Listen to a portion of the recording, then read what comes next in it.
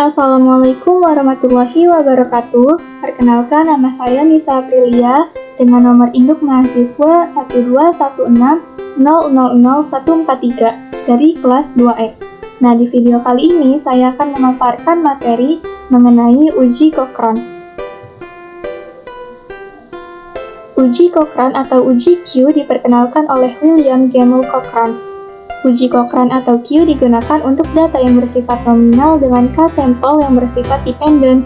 Uji Cochrane sendiri digunakan untuk menganalisis secara statistik tingkat keberhasilan dari suatu data tertentu.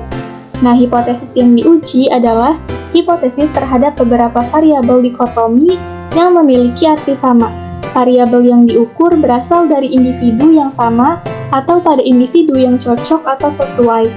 Nah, uji ini menggunakan data nominal dengan sampel lebih dari 2 dan data bersifat dependen. Data yang digunakan di dalam uji berbentuk binari, yaitu 1 untuk sukses dan 0 untuk gagal contohnya. Fungsi dari uji ini yaitu untuk menguji ada atau tidaknya perbedaan proporsi antara kelompok data berhubungan atau berasal dari populasi yang sama. Dan yang kedua, merupakan perluasan dari uji McNamara. Nah, spesifikasinya yaitu data observasi berskala ukur nominal dikotomi.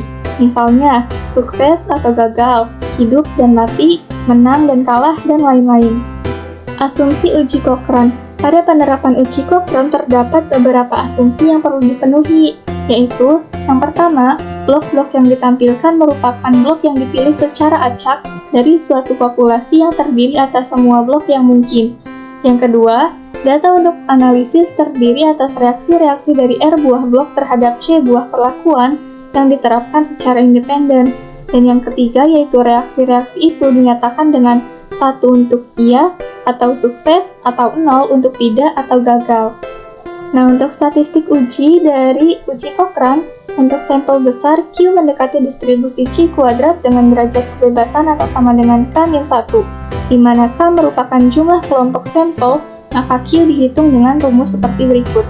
Dengan GJ sama dengan jumlah seluruh sukses dalam kolom ke J, dan LI sama dengan jumlah seluruh sukses dalam baris ke I.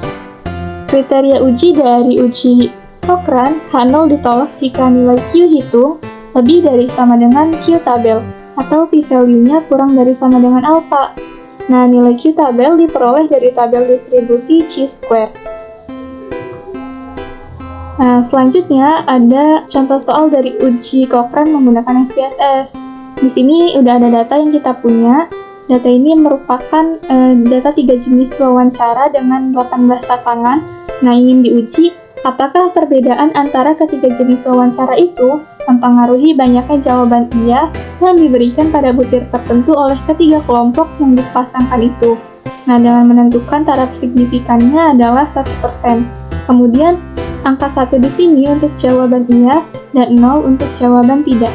Selanjutnya, kita akan menggunakan aplikasi SPSS untuk menguji dan menjawab pertanyaan ini. Nah, selanjutnya kita akan menginputkan data tadi ke dalam program SPSS. Nah, langkah pertama yang kita harus lakukan seperti biasa yaitu mengisi terlebih dahulu variabel view-nya. Variabel view kita isi seperti ini. Pada variabel pertama di kolom nama kita isi dengan wawancara 1, variabel 2 untuk wawancara 2, dan variabel 3 untuk wawancara 3. Kemudian pada values di sini sama semua untuk setiap variabel, yaitu 0 untuk tidak dan 1 untuk iya. Kemudian kita klik OK. Dan untuk data ini sendiri di sini bersifat nominal. Selanjutnya kita akan menginput data ke data view. Nah, hasilnya seperti ini, ada wawancara 1, wawancara 2, dan wawancara 3, kemudian 0 untuk tidak dan 1 untuk iya. Nah, selanjutnya kita akan klik Analyze, kemudian Non-Parametric Test, Legacy Dialog, K-Related Sample. Nah, kemudian 3 variabel ini akan kita pindahkan ke tes variabel di sebelah kanan. Kemudian kita klik uji Cochrane Q, kemudian fragment-nya kita lepas, kemudian kita klik OK.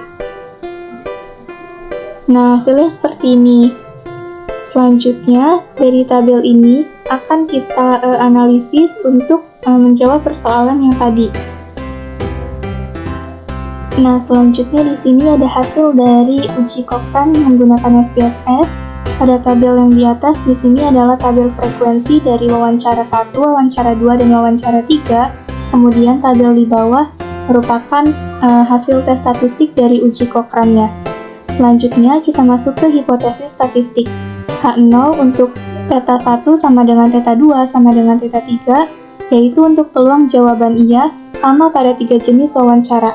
Kemudian H1 yaitu theta 1 tidak sama dengan theta 2, tidak sama dengan theta 3 untuk peluang jawaban iya tidak sama pada 3 jenis wawancara, dan alfanya sebesar 5%.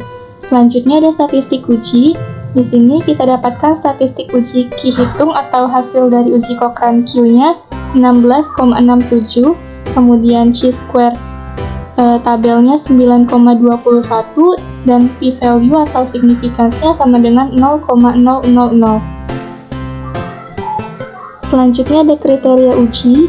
H0 ditolak jika Q hitung lebih besar sama dengan Q tabel atau p-value-nya kurang dari sama dengan alfa. Nah, berdasarkan hasil SPSS tersebut, kita peroleh Q hitungnya yaitu tadi 16,67, yaitu lebih besar dari chi-square kuadrat sama dengan 9,21 dan p-value sama dengan 0,000 kurang dari sama dengan alfanya yaitu 0,05. Nah, maka H0-nya ditolak. Kemudian, berdasarkan kriteria uji tersebut, dapat kita simpulkan peluang jawaban iya berbeda pada ketiga jenis wawancara tersebut. Kemudian berdasarkan data, kita dapat menyebutkan juga bahwa metode wawancara 3 yang paling sedikit mendapatkan jawaban ya, sedangkan metode wawancara 1 dan 2 memiliki jumlah jawaban yang sama. Sekian pemaparan materi yang dapat saya sampaikan. Mohon maaf atas segala kekurangan. Wabillahi taufiq wal hidayah. Wassalamualaikum warahmatullahi wabarakatuh.